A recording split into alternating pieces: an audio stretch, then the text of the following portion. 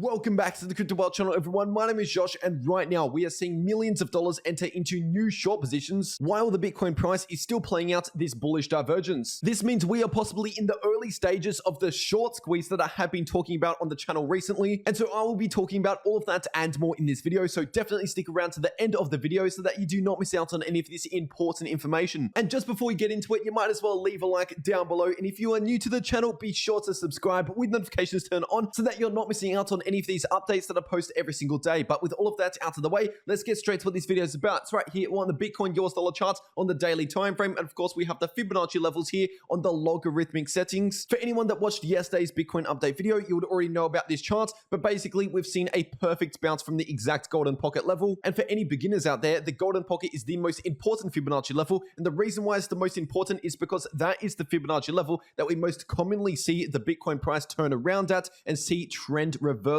at. And so the fact that we've seen a perfect bounce from that exact Fibonacci level, which was also around the September low, this is obviously great to see for the bulls. And by the way, the golden pocket is the 61.8% Fibonacci level to the 65% level, which means it's ranging from around 40,500 down to around 39,500. Now checking out the 12-hour time frame for Bitcoin, and of course we still have this massive bullish divergence here, very similar to the bullish divergence that we saw in the middle of last year. I have been covering this recently on the channel as well, but for any new viewers out there, what we can normally expect from a bullish divergence like this is basically reduced selling pressure, possibly over the next few weeks or so. And just taking a look at this previous bullish divergence that we saw during June 2021, you can see in the following price action that came after that bullish divergence, we basically stopped tending to the downside, and we never actually broke below that low that we saw in June, which means technically speaking, even though we did see one more dip later on, that bullish divergence on the 12-hour chart marked the end of that downtrend and turned out to be an amazing buying opportunity if you were holding for the next few months or so. And so that's why I've been mentioning in a lot of my recent Bitcoin update videos that I'm currently dollar cost averaging into Bitcoin, and I'm holding that Bitcoin for at least the next few months. And of course, that is not financial advice. I'm just telling you my personal Bitcoin strategy. And speaking of bullish divergences, zooming into the 4-hour time frame for Bitcoin, we've got another bullish divergence here that I have been covering on the channel. And right now we are clearly playing out this bullish divergence because, as I said earlier, a bullish divergence basically means reduced selling pressure in the shorter term. And that's exactly what we have been seeing, just reduced selling pressure in the form of this slight move back to the upside. And just before we take a look at some other important Bitcoin charts and take a look at the Bitcoin shorts positions, I'll quickly mention that the Bitcoin estimated leverage ratio is still sitting at record highs. That is right, we have still not seen the squeeze just yet. And I'm not going to go too deep into explaining exactly what this means because I have been doing that in a lot of my recent videos. So for any new viewers out there, definitely make sure you're checking out some of my other Bitcoin update videos on the channel after you finish watching this video, of course. But basically, all you need to know is anytime we see a major spike in the leverage, which is this purple line, a very volatile move is not too far away, as we have seen in the past. And according to this chart, when both the Bitcoin price and the leverage is going to the upside, we are approaching a long squeeze like what we saw in September,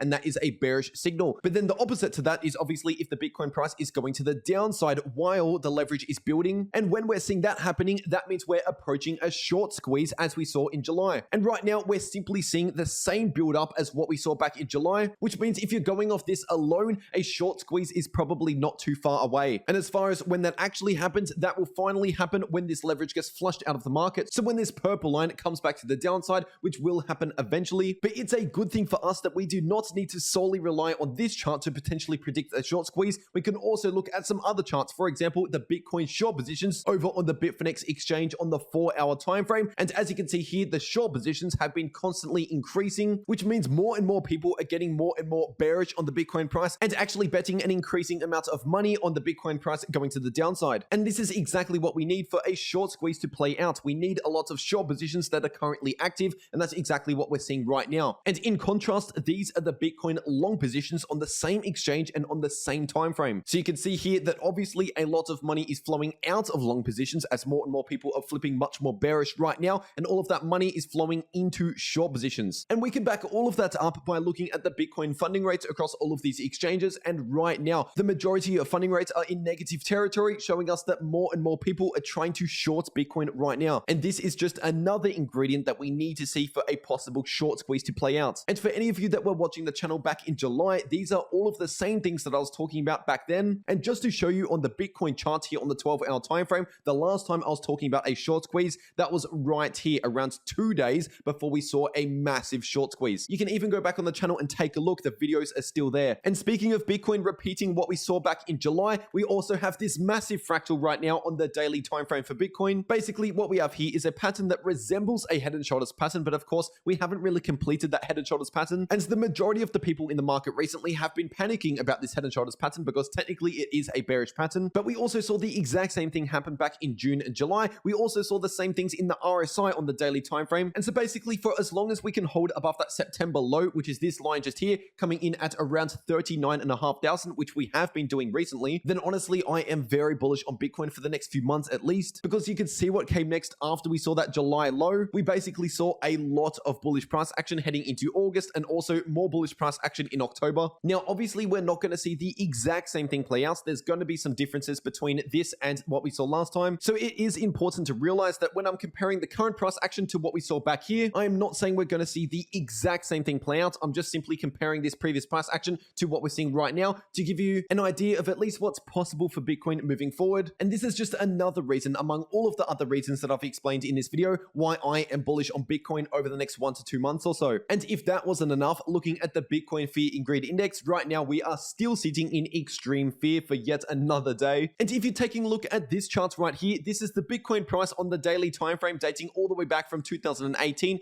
to the current price action today. And all of these colored dots resemble what the Bitcoin Fear and Greed Index was doing on those days. So for example, in the darker red, those were the days that we were sitting in extreme fear. And then in the brighter green, those were the days that we were sitting in extreme greed. And so what we could see is the best buying opportunities in Bitcoin's history come at the times that we're sitting in extreme fear. And this is absolutely nothing new for Bitcoin. It's been happening time and time again for many years now. Basically, Bitcoin's super long-term trend is almost always trending to the upside. But then if you're starting to zoom in, you see these boom and bust cycles that we go through. But generally speaking, the lows are constantly increasing, as you can see. And that's because with every new boom that we get in Bitcoin, more and more people enter into the Bitcoin market. And obviously, when we see the crashes, we see a lot of people exit out of the market, but we still are left with more people than the beginning of the pump. But anyway, all you need to know is the best buying opportunities come when we're seeing extreme fear in the Bitcoin Fear and Greed Index. And some of the best opportunities to take some profits off the table come at the times where we're sitting in extreme greed. Obviously, that is not financial advice. I'm just telling you what this indicator means for Bitcoin and what has happened in the past. And also, we have just seen the official consumer price index data for December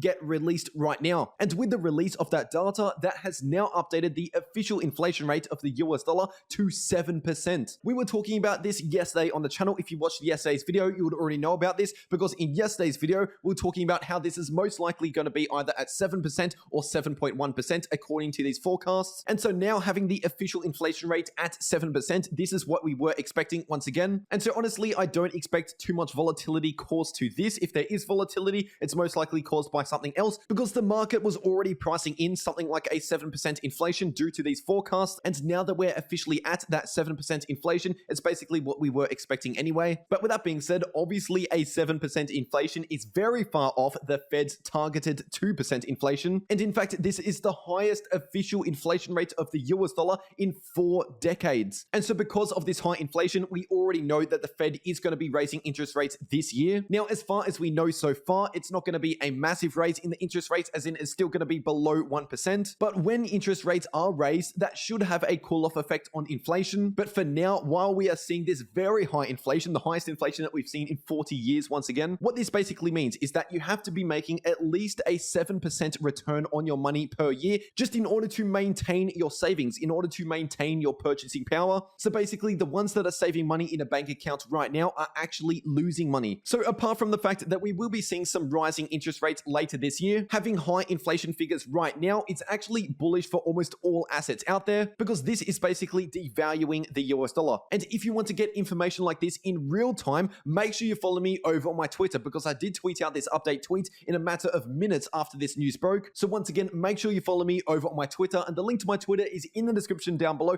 and also in the pinned comment. And of course, it is completely for free. If you made it this far in the video, please make sure to leave a like down below. And if you're new to the channel, be sure to subscribe with notifications turned on so that you don't miss out on any of these future updates that I post every single day. And before you click off, you might as well check out one of these uploads if you haven't already. And I really do appreciate all of you on the channel at the moment. I can't thank you enough. But anyway, that is it for this update. I really hope you enjoyed, and I'll see you all in the next video.